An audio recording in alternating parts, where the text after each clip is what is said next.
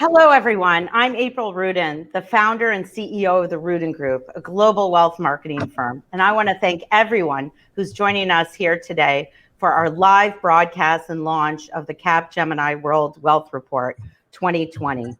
I'm so excited to be coming to you live here on LinkedIn. What better place than to share the findings, gain some insight and commentary from so many people on this storied report. I'm joining you this morning from New York, and I'm excited to be here with my co-host for today's session, Elias Ganem, who's joining us here from Paris. This will be a 2-hour program today, broken down into many different segments, gaining a lot of insights, data points, and great commentary from a bunch of A-listers around the world.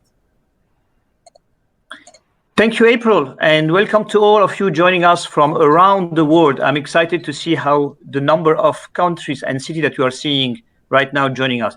Look, today is the 24th anniversary of our CapGemini World Wealth Report, and we are marking this milestone by doing something we've never done before, which is this virtual LinkedIn Live event. April. Yes, so we have people joining us from all around the world on our panels today. We have people joining us from London, from Geneva, from Bangkok, from Hong Kong, from Singapore. Of course, the US here, we have California, Florida, and so on. Elias, you want to tell our viewers a little bit about the program today? Look, on top of all the cities, we have an amazing list of speakers joining us today. We have speakers coming from Bank of America Merrill Lynch, from Citi Private Bank, from UBS, from Goldman Sachs, from Standard Chartered, from Ascor, and many, many more.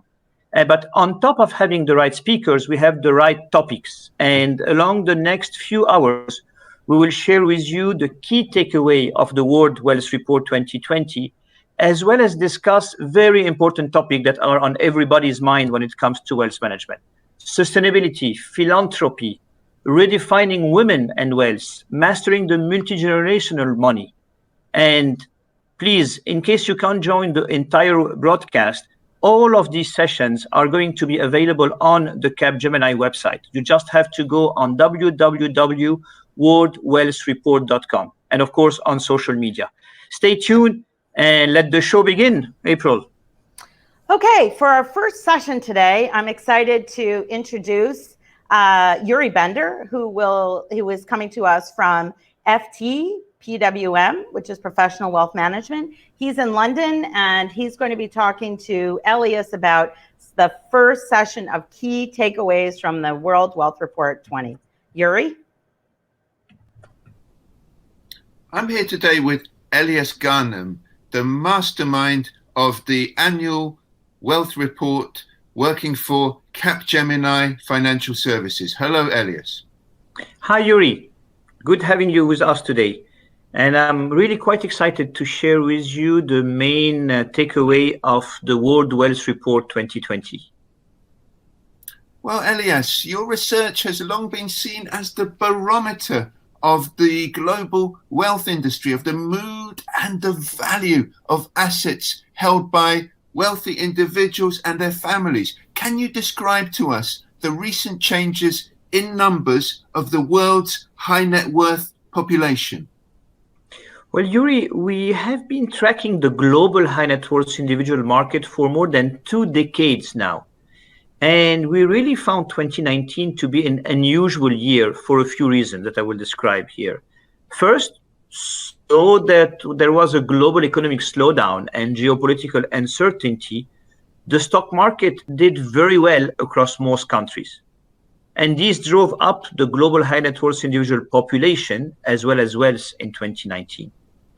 To get more into the details, despite the GDP growth decelerating to 2.3 in 2019, the global high net worth individual population increased by 8.8% and is inching now closer to the 20 million mark. On the other side, the high net worth individual financial wealth increased as well and increased by 8.6% and reached $74 trillion in 2019. Stock market in most major countries across the world performed very well, boosted by favorable monetary policies and optimism within the tech sector. Another unusual trend this year was that North America surpassed the traditional leader, Asia-Pac, for the first time in almost a decade to lead the wealth growth at 11%. And finally, a third change of trend we saw in 2019 was a more subdued wealth growth of the ultra-high net worth wealth band. These are the wealth band with investable assets of 30 million or more. And what did we see in 2019 is the ultra-high net worth individuals grew by 9.1% as a population, which is an increase of 12.9 percentage points since last year, which is a major recovery. But the population growth of 9.1% did not reflect when it comes to wealth.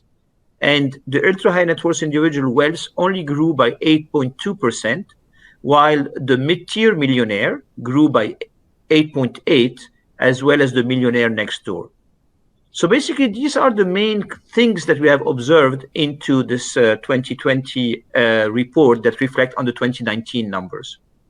So do you feel there'll be a significant fall in global wealth after the unprecedented COVID-19 pandemic?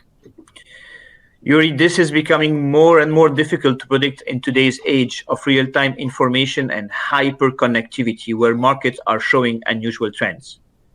As we saw earlier, despite unfavorable economic conditions, the high net worth individual population and wealth increased robustly in 2019. And in our early analysis of 2020, is anything to go by, then 2022 may be an unusual year. So we can see that during the peak of the COVID-19 crisis in first quarter of 2020, the market reacted severely and saw steep drop of more than 20% in major indexes. Our estimates show that there was a decline of around 6 to 8% in the global high net worth individual wealth till the end of April 2020. However, in recent months, we can again see the market performance picking up slowly as investors are reacting very positively to government measures to stimulate the economy, and the technology sector performance is impressive, the same factor that boosted stock market in 2019. So many investors are also looking at this as the right time to cost effectively invest in markets in the anticipation of future returns. Only time will tell this is a positive trend or a bubble waiting to burst as feared by some experts. But you mentioned earlier, Elias, that the ultra high net worth population isn't expanding as rapidly as it was before. But at the same time, the big private banks, they're concentrating on that sector. Does that mean the banks are missing a trick by maybe not attaching more resources to the high net worth population instead of the very top tier? Yes, we do see a lot of focus on the ultra high net worth individual segment, but would say it's more of banks shifting to more tailored strategies for different segments in a cost-effective manner. And with the rising of global wealth, the ultra high net worth individuals increasingly require personalized, bespoke solutions for investing, financing, and hedging. The level of sophistication required in catering to this specific population, to this ultra high net worth individual, is much higher, as it demands a variety of specialists to deliver customized solutions. As a consequence, as a result, some of the banks transform their focus and investment to cater to this segment. But at the same time, banks are also leveraging more digital and self-service channels to cater to the needs of other wealth bands in a cost-effective manner. So this would be the right approach, considering these wealth bands and the mass affluent segment are the ones being catered to by new digital players, like the big tech that might come anytime soon into the wealth management sector. So the incumbent firm may find it challenging to capture this segment once they start their high net worth individual journey as digital natives, so the competition for this wealth band may be more in the digital platforms. And very briefly, Elias, we've seen in the past a lot of the entrepreneurs who are creating the wealth in recent years coming out of Asia Pacific. But now it seems that the main growth is in the US, North America, rather than the developing economies. What do you put this down to?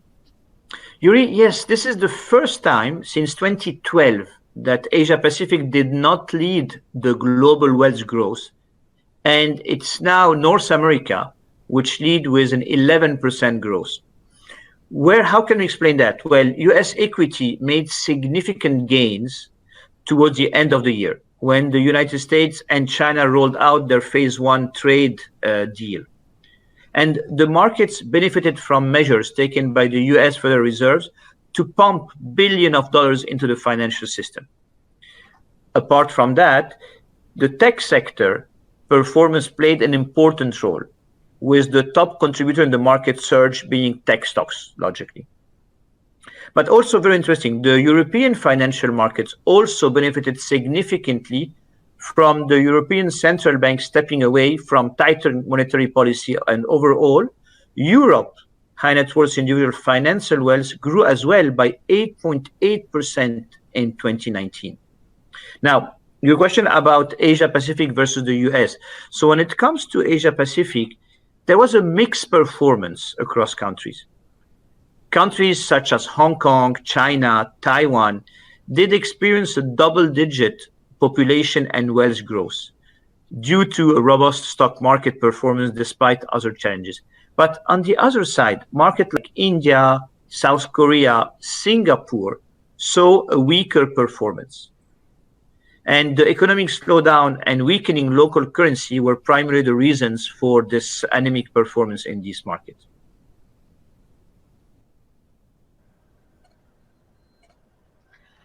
Well, thank you, Yuri and Elias, for those great insights in the first key takeaway sessions from the World Wealth Report 20.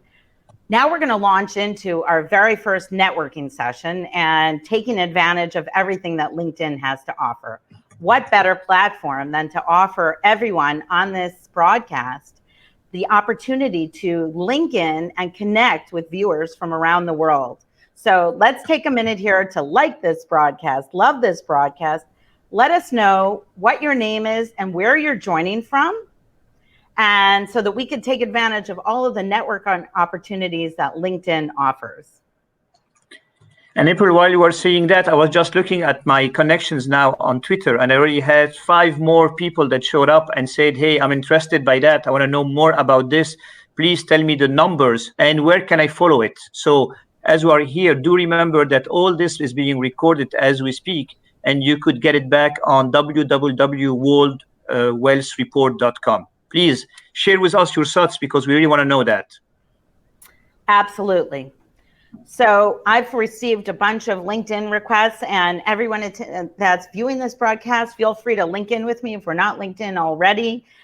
Same with Elias, and we're happy to share our insights and help to bring this report really to life. So during the next 30 minutes, we've got some more key takeaway sessions from the reports, more opportunities for networking, and some more sessions on CapGemini's wealth tech ecosystem. So now it's the end of our networking opportunity, and we're going to move on to our sustainability and philanthropy panel.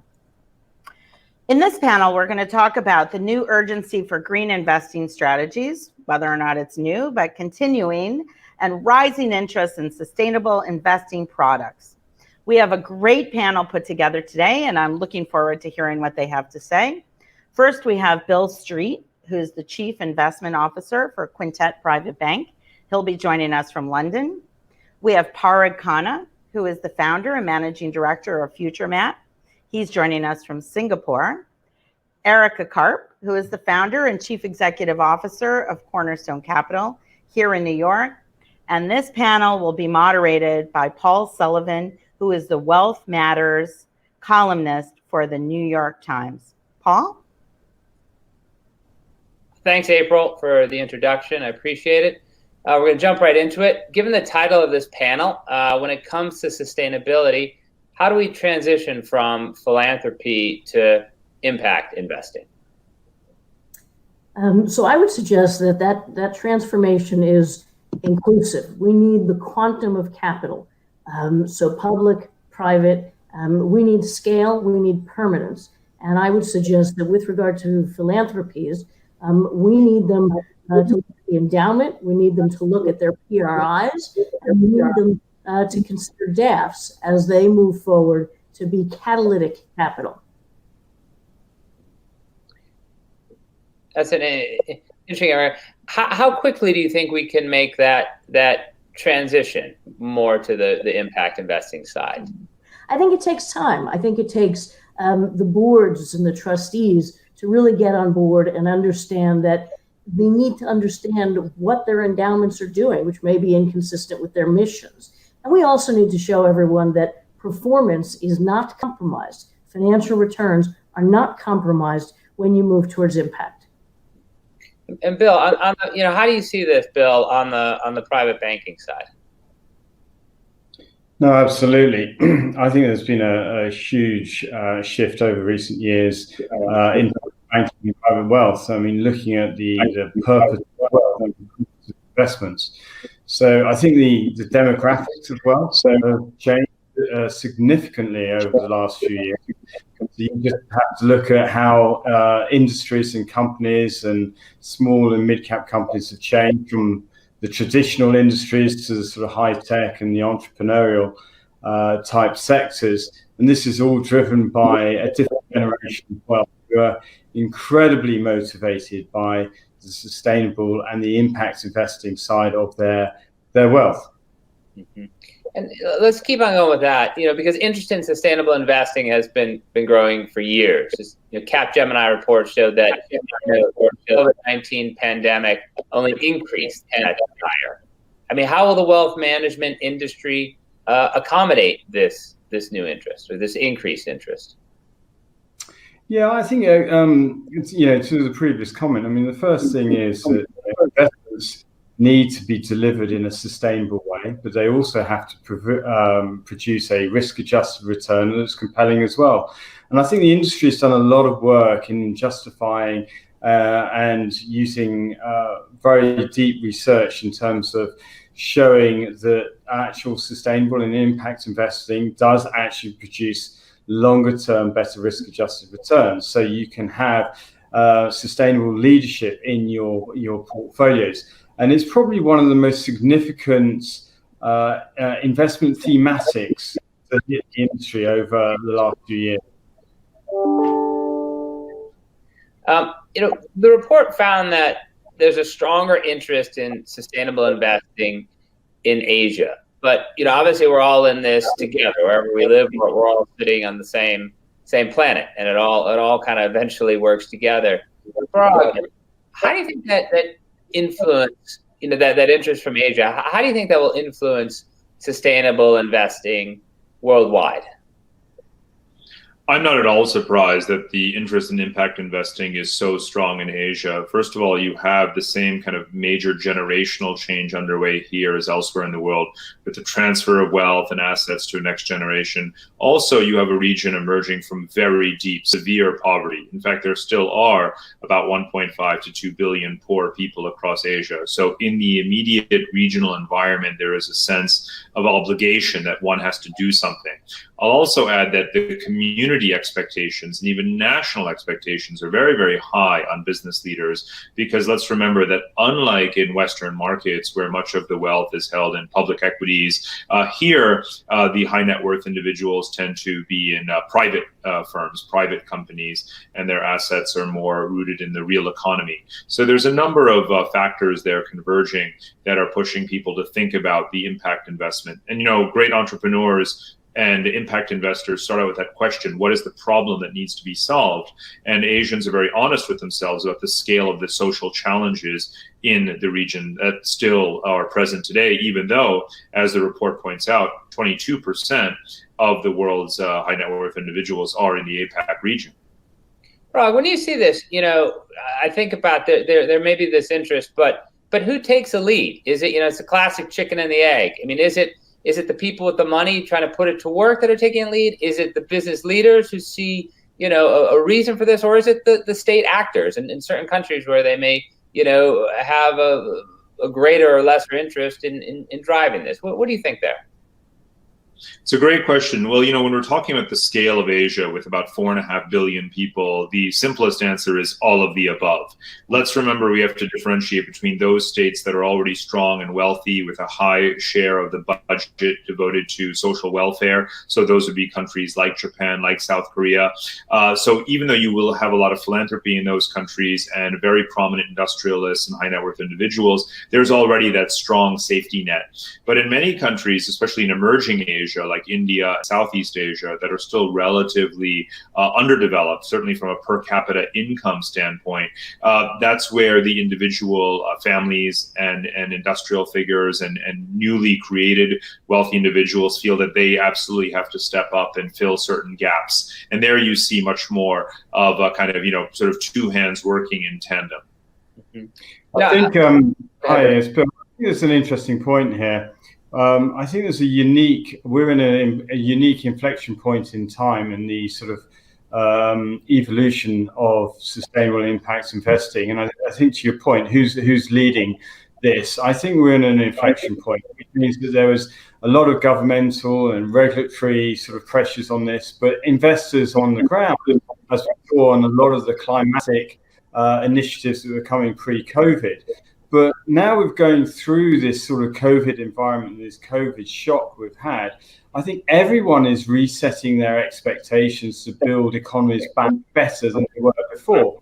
I sit in here talking to you from London, and London has got the lowest carbon footprint today than it has done for over 50 years because of the way travel has been halted and how transport is moving around. And I think a lot of investors and regulators and governments are thinking, well, actually, this is a very good inflection point to actually have something good coming out of this pandemic. That was a fantastic session. Elias,